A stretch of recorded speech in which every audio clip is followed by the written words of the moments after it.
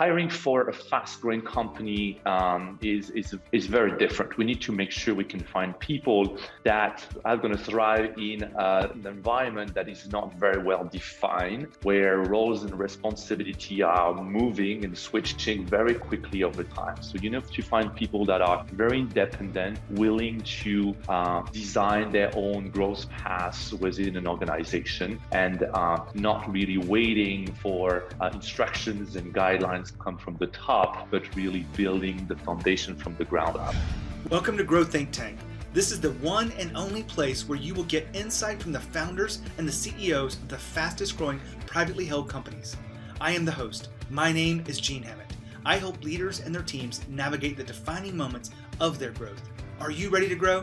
You know, it's quite difficult to do any kind of hiring today. But when you have a fast growth company, you want to make sure that you're very selective in who you hire. And in fact, many companies want independent employees. So today we look at hiring independent employees. We also look at retaining those talented employees as the company continues to grow. Our special guest today is co-founder of ObvioHealth USA. It is Ivan Jarry. And we have a really interesting conversation around, what does an independent employee look like, and why is that so necessary as the company continues to grow? Now, I share all this with you because I want you to understand how you can be selective in the hiring process and what exactly that looks like as we look at questions to ask and approaches to take. But we also dive into the whole aspect of retaining these talented employees and why that's so important in today's world. So with this episode, you'll learn how to hire independent employees, but also how to retain the talent. When you think about your own journey as a leader, my hope is that you have a clear path forward. In fact, I really believe that when you have a clear path and know exactly what your next steps are, you're much more able to make that happen. And so my job is to hold a very unique kind of conversation where I help you figure out the path forward as a leader. A lot of people focus on the strategy of the business or what's next, but I want you to lead more powerfully. I want you to inspire ownership across the organization. Now, if you want these things too for yourself, then let's have a conversation about your business and about what's really going on in your own leadership. Create that path. All you have to do is go to genehammett.com and go schedule your call. Love to talk to you about what's going on. This isn't a sales call. I've been working on this for years to help you figure out exactly what's next. I find this builds relationships. If we decide to work together at some time in the future, that's a bonus, but I really want to be a gift to you and really make a different impact in your life. The conversation you aren't having with anyone else, the conversation that is necessary for you to grow as a leader. This is what you want to do. Don't waste this opportunity. I want to help you be that leader. Now, here's the interview with Ivan. Ivan, how are you? Very good. Thank you. How are you?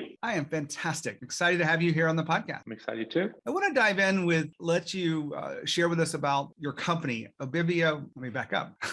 ObvioHealth. Did I got that right? ObvioHealth. I don't know why I got that mixed up, but let's go ahead and let you share with us what the company is and what you do. Sure. ObvioHealth is a platform that enables what we call decentralized clinical trial, which is basically the ability to run a clinical trial without the need to go to a hospital or a site to do any kind of visit. Love the fact that you are helping us improve our healthcare system. I feel like, are you American or did you come from Europe? No, I'm French. Okay. I could hear the accent in there. What do you think is the real breakthrough that we need in our healthcare system? I know that's a big question, but I'm just kind of curious from your perspective. I think there's a lot of antiquated processes, and I think in general the American healthcare system was built, with a lot of liability, and risks. So there's a lot of coverage and cost associated to make sure people do not make mistakes and have the proper insurance. So that makes a very cumbersome process and a complicated experience for a patient. So on the clinical trial side, we're just trying to digitalize and simplify processes so it's easier for participants to join a clinical study. Well, I know we're not going to go too deep into it because most of the conversations here talk about fast growth companies and the leadership styles. So let's just go ahead and jump into that. When we were doing some research on the company, not only do we figure out that you guys have grown fast, but you have a different approach to hiring than most companies. How would you describe that approach to hiring? I mean, hiring for a fast-growing company is very different. We need to make sure we can find people that are going to thrive in an environment that is not very well defined, where roles and responsibility are moving and switching very quickly over time. So you have to find people that are very independent, willing to design their own growth paths within an organization, and not really waiting for instructions and guidelines come from the top, but really building the foundation from the ground up. I totally agree with this. And so the question is, how do you do that? How do you make sure that you're hiring people that are able to thrive in that kind of uncertainty? I think it's, the experience of the people we hire. I think it is hard sometimes to break the habits, of people that have been only working in large corporations. So we need to make sure that people have a mix of experience, that somewhere in their life, they were wearing multiple hats.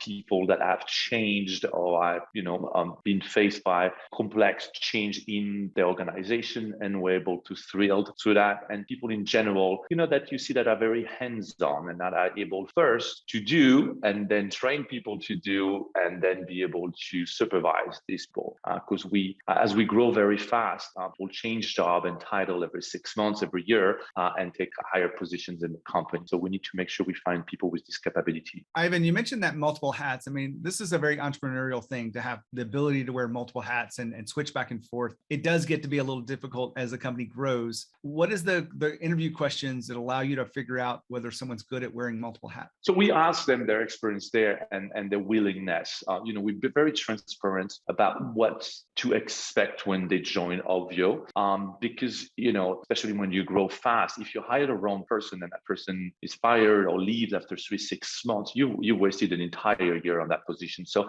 we are very straightforward of explaining, hey, you may have been the chief of whatever in the organization with 5 people reporting to you, but tomorrow you will come in and there's nobody reporting to you for the next 6 months or 1 year. You're going to have to build your own team. And what you may not have done for the last 10, 15 years, you will have to do again. It means you will need to input data in Excel, you will need formula, you will need to put 6 in boxes, whatever it is, but you'll have to do that at the beginning, and then you learn, and then you'll be able to build your team. So we're very straightforward about, and some people get scared and they just stop the process. What I'm hearing inside of that is you'd rather scare them away in the beginning by being transparent and direct with them and really just telling them what it's going to be like in that first 6 months than have someone come in and realize, oh, they made the wrong choice. Yeah, and I would say we still don't do it enough. We still don't do it enough. So we still realize that we're not 100% sure. We need to hire, you need to find people and say, okay, let's get somebody through. And every time we've done that, where we're not 100% sure the person would be adaptable and not scared of change and growth, we regretted it. Now, hold on for a second. Ivan just talked about being selective in the hiring process. And he said, we still don't do it enough. Now, when you think about your own hiring process, are you really selective? Would you say that you're improving that process over time? Well, this is one area where I want you to think this is a huge area for improvement. I was working with a client the other day and they told me that they had a segment of their workforce, the sales team specifically, that has a high turnover rate. And we've been looking at how to actually improve that process for them and talking about it and strategizing. It's all about improving. So what are you doing to improve your hiring process, making it more selective where you need to, and really invite the right people on the journey with you? Now back to Ivan. I hear this quite a bit on the show when people are hiring people. They'd rather slow down, hire that right person than hire someone that might be a fit for right now, but won't be a fit for the culture long term. Mm-hmm. You've been talking about kind of their perspectives as far as wearing multiple hats and their ability to change and accept change quite a bit. Do you care about culture fit, and is that important to the organization? I think it is very important, and even more nowadays, because we're not in the same office. I would say 80% of the people we've recruited was during COVID, and so it's people we've never met. We had an event in September, and like 60-70% of the organization came together, but the other 30 I've never met. So it's important to be able to have a culture and how you communicate and make people feel part of that culture in a virtual environment is something very challenging. So I think it's even more important where a moment that people are at home isolated than it was before. The usage of culture inside of the hiring process is one of the mistakes I think a lot of companies will look back and say, you know what, we didn't do that as well as we could. Have you guys evolved the process of hiring to make sure that you have a culture fit? So we do, and I think there was a principle that I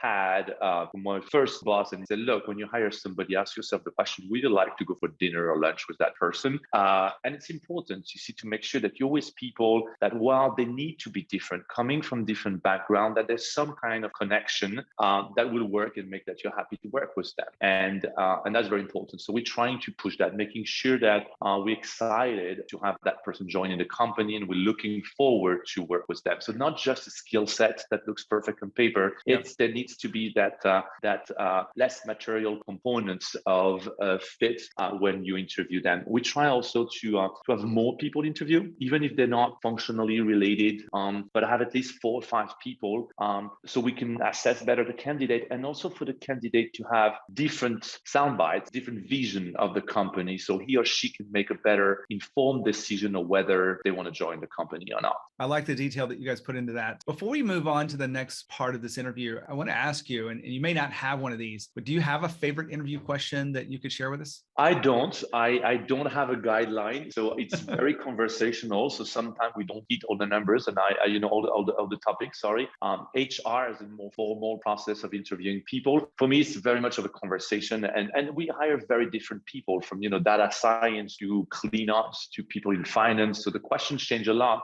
But again, for me, at the end is, was it an enjoyable moment to do that interview with that person? And I think at the end of the day, that's kind of my role, to make sure that that person is a cultural fit and will work well with the rest of the organization. I do like that question in there. Was it an enjoyable moment? Because not everything is enjoyable. If it feels too difficult or forced, it probably is a difficult, down the road. So I appreciate you sharing that detail with us. Ivan, you have talked about hiring independent people. That's only part of the solution. Like, once they come on board, how do you ensure that people are truly independent? We use other words in our work. Is it like empowerment or something like that? Is that similar for you? So I think I meet with every single new employee on the first 2 weeks of them joining the companies, because I may not have interviewed all of them. And I have a 15 to 30-minute call with every single of them. And I mention, and I always say, look, your voice is important. As we're building this completely new platform that changed the way people have done clinical trials for the last 15 years, it's important that we are listening to the voices of everyone in the company from their background. So I mentioned to them and always say my virtual door is always open to listening, and that it's very important that in every meeting they voice their concern, that they express their opinion, that they give us ideas, whether it's within their field and responsibility or completely outside of that. So I try to reinforce it up front, and then I know that the management, because I'm in most of the meetings, follow that guidelines and are open and listening to everyone in the room. And I try to make sure that everybody apply that rule. I think a lot of leaders would say that they're open to this kind of feedback, and I'm kind of poking at you a little bit, but what would we see across your organization to make sure that people are sharing their voices and expressing those opinions, even if they are different from yours even? Sure. So we've opened channels. We see that people like to chat and express. So we've opened on Teams now a list channel, whether it's on product development, the news and the competitors, where people can just throw out there, articles, opinions, and news. And this is not monitored in any way. So it allows, everybody in the organization to, hey, look, this is what I've seen. This is a great idea. This is a new UX from whatever app. This is, whatever it is. So we open those forums so that people can communicate there. We are implementing, it's not ready yet. Next year is going to be the first time we do 360 reviews. So allowing, employees to review their managers and, also give opinion on the way we motivate and manage people. And then we are implementing those sessions. So it's hard again because of COVID, where at least we're going to try 2-3 times a year to have everybody coming. And then we have a lot of subject, the culture in the company, what can be improved, where there's forum and smaller groups where people can express their opinion and come back with what are the 2-3 key findings that we should implement immediately in the company, or in midterm or in long term, to make sure that, everybody's voice is heard. One of the things I hear quite often from leaders like yourself is they want for people to share their ideas, right? So, and especially those that are on the front lines doing the research and talking with customers and talking with partners. And, a lot of founders don't have an ability to receive those ideas. ideas. How are you ensuring that everyone across the organization is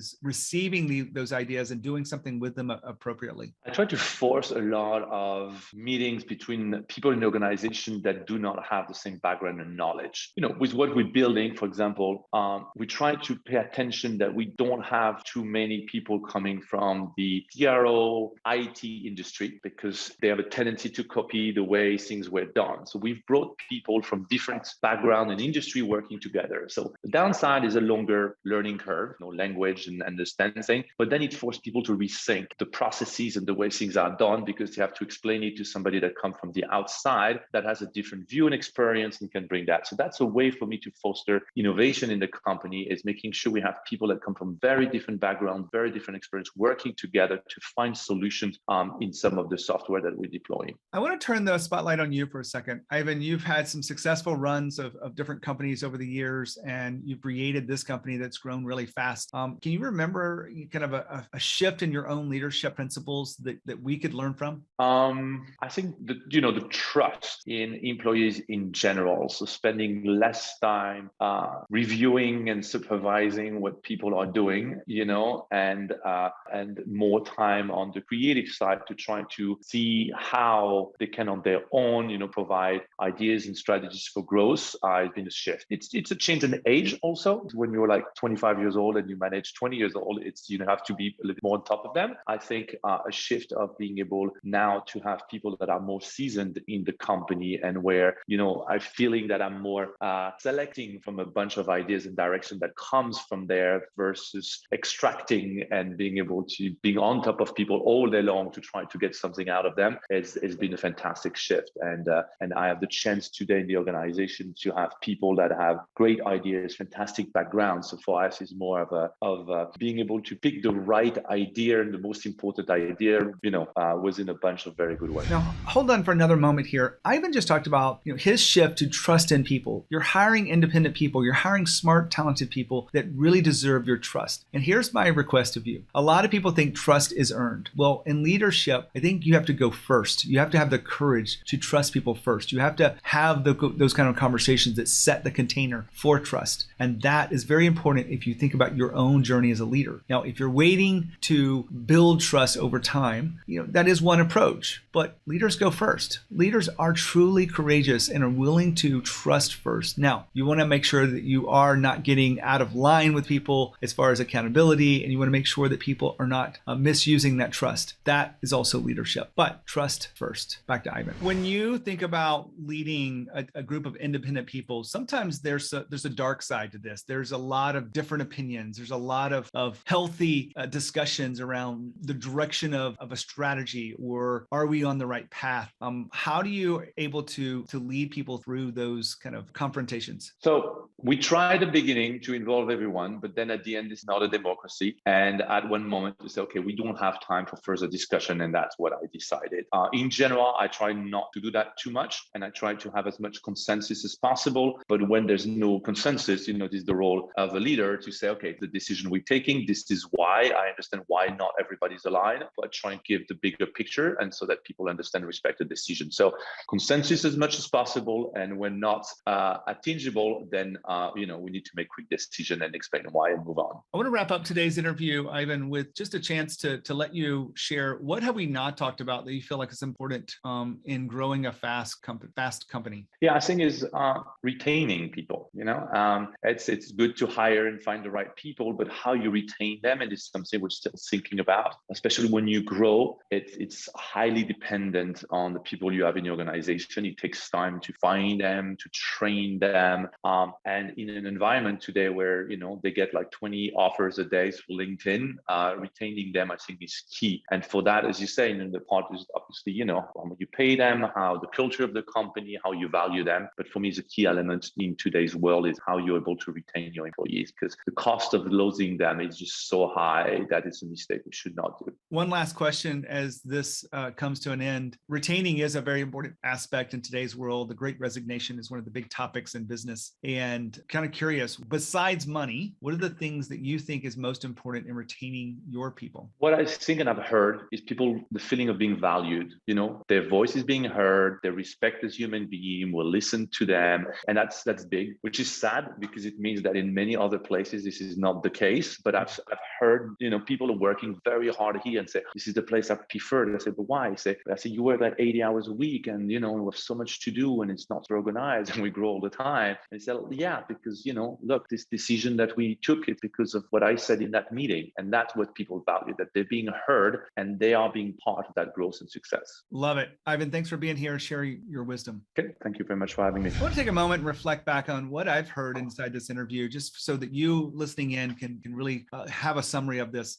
Hiring independent people is a part of any business. I think it's not just fast growth companies, but fast growth companies have a lot of uncertainty and they have to have people that are self-starters and able to overcome challenges by themselves. Because if we had to tell them what to do, we could always find someone cheaper to do it. That comes from Seth Godin, who has been on my podcast before. And it really is a powerful move because we're not here to tell them what to do next, because that becomes a self-evident cycle. We're here to create space for them to think for themselves and have that voice that Ivan was talking about. I really appreciate all of the details around this. And of course, retaining that top talent is necessary. You've got to make sure that you take time to let people feel heard. And it really is, one of the cheapest things you can do is to listen to someone and really take their ideas seriously and be completely present with that. If you're curious about your own steps as a leader or how you engage your team at the highest level, how you lead more powerfully, how you inspire ownership, make sure you check out my website, genehammett.com. I'd love to talk to you about what your next step is. Just go to schedule your call. I'd love to help you figure out how to be the leader that your team deserves. When you think of leadership and you think of growth think tank. As always, lead with courage. We'll see you next time.